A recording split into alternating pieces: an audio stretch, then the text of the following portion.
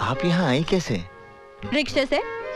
चाची, ये निशा है। पता है। मेरा मतलब है कि मुझे नहीं मालूम था कि वो यहाँ आने वाली है। भैया, मैं चली जाऊंगी तो उसके बाद कोई ना कोई तो आएगी ना। चुप, मजाक मत कर।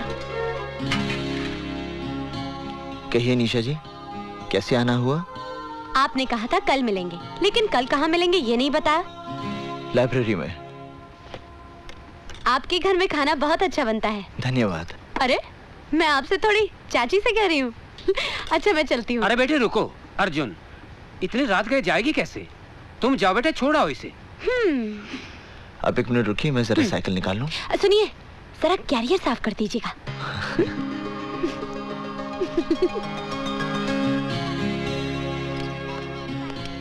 आप मेरी शादी पे जरूर आइए। हाँ हाँ, मैं तुम्हारी शादी पे जरूर आऊंगी। देखिए, भूलेंगी तो नहीं? अरे, ये भी क्या भूलने की बात है। मैं आपके आने का इंतजार करूंगी। ठीक है, मैं शादी से 2 दिन पहले ही आ जाऊंगी। Okay, bye bye. चलिए। हाँ। अरे अनिशा जी, वो क्या? अरे, मेरे एक बार साइकिल पर बैठने से आपके कैरियर का ब्रह्मचर्य टूट गया क्या? नहीं, वो क्या है कि मेरा कैरियर खराब हो गया था, मैंने बनने दे दिया है। अगर आप चाहें तो मैं आपको पैदल छोड़ाऊं? नहीं, मैं ठीक हूँ। चलो।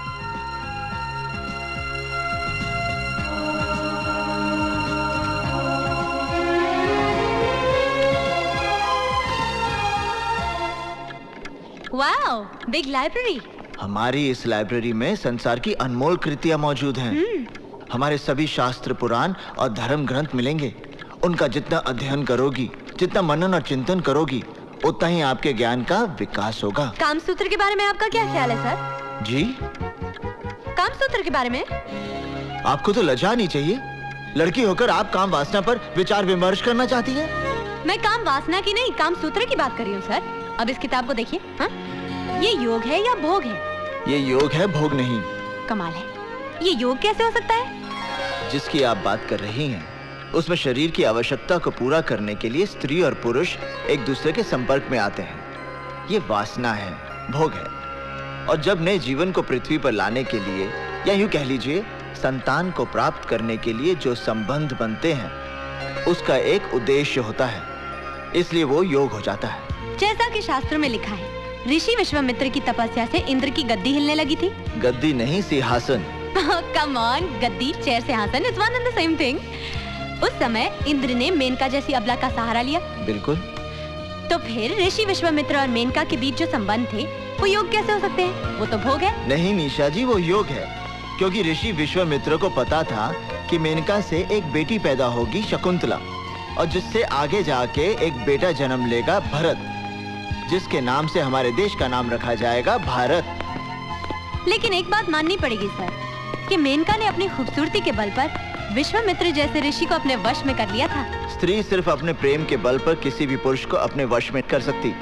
और प्रेम का अर्थ ये नहीं जो आजकल के लोग समझते हैं। तो फिर प्रेम का क्या अर्थ है सर? प्रेम का अर्थ है तो आत्माओं का मिलन। माँ साहब, इस यूनिवर्सिटी का नाम बदलकर प्रेम यूनिवर्सिटी कर दें क्या? अगर आप कहें तो इस शहर का नाम बदलवा कर प्रेम नगरिया रखवा दें। चलो निशा। अरे जाइए माँ साहब, जाइए। इस कन्या को प्रेम रहस्य तो अब संजय भैया ही समझाएंगे। बहुत जल्द आने वाले हैं वो। एक बात बताइए सर, आप इन लोगों से इतना डरते क्यों हैं? मैं डरता नहीं हूँ, सिर्फ इन लोगों के मुंह नहीं लगना चाहता। चले? चलिए। बहुत बहुत मुबारक हो दीक्षित जी, बिटिया का ब्याह तय हो गया। जी हाँ, रोहिणी जी घर पे नहीं है क्या? होम मिनिस्टर का दौरा होने वाला है ना, उसी के सिलसिले में जरा डीएम के ऑफिस तक गई हैं। अरे वीर सिंह सुखिया, हाँ जी। जरा जोर के हाथ मार के चमकाओ गाड़ी। संजय बाबू की गाड़ी एकदम साफ सुथरी दिखनी चाहिए।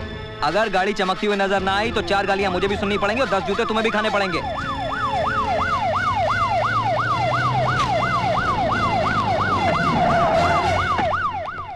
मैडम दीक्षित जी आए। अरे दीक्षित जी, नमस्कार। नमस्कार। कहिए कैसे आना हुआ? बस यूं ही यहाँ से गुजर रहा था, सोचा आपके दर्शन करता चलूं। बहुत बहुत बधाई हो। सुना है बेटी का ब्याह हो रहा है? जी हाँ, सोचा है घर के 2-4 लोगों के बीच ही कन्यादान कर दूंगा। अच्छा चलो, प्रणाम।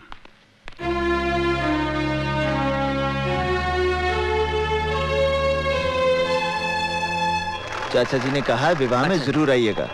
अच्छा जी, नमस्ते।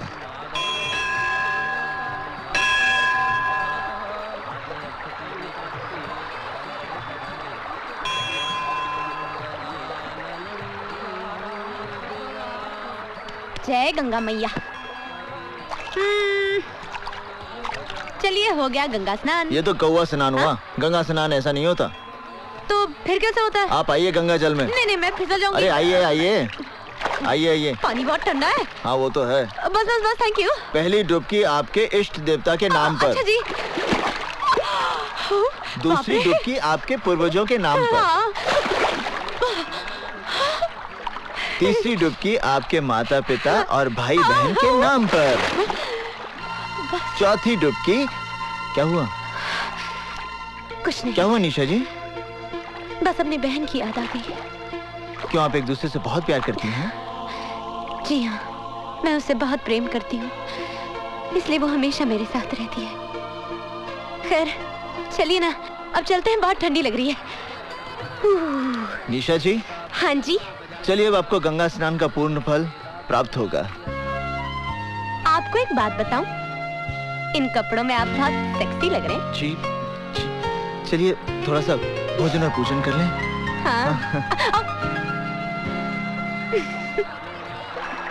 ये कितनी खूबसूरत जगह है।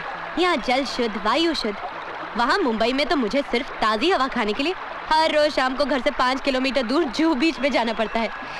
और सर, मैंने सुना है इन पहाड़ों के पार भी बहुत बड़े बड़े सिद्ध मंदिर हैं। है तो। आप मुझे कब ले जा रहे हैं? जब आप कहें। कल सुबह?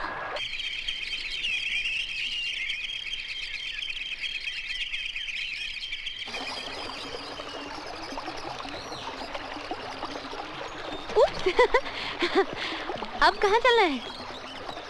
अब हाँ? नदी के उस पार। मैं जरा जूते उतार लूं। नदी को पार जो करना पड़ेगा। चलिए।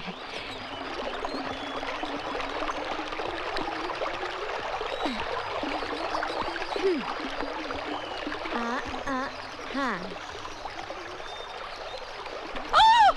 ये तो बर्फ जैसा पानी है। तुम शहर के लोगों को खामखा चिंता हो जाती है। अरे कोई और रास्ता नहीं है क्या? रुको। चले? हाँ चलो। आहिस्ता आहिस्ता। अरे क्या हुआ? मेरा जूता गया। हाँ? हो हाँ। आप कहाँ जा रहे हैं? अरे कहाँ जा रहे हैं आप? जाने दीजिए। संभल के जाने दीजिए। नहीं।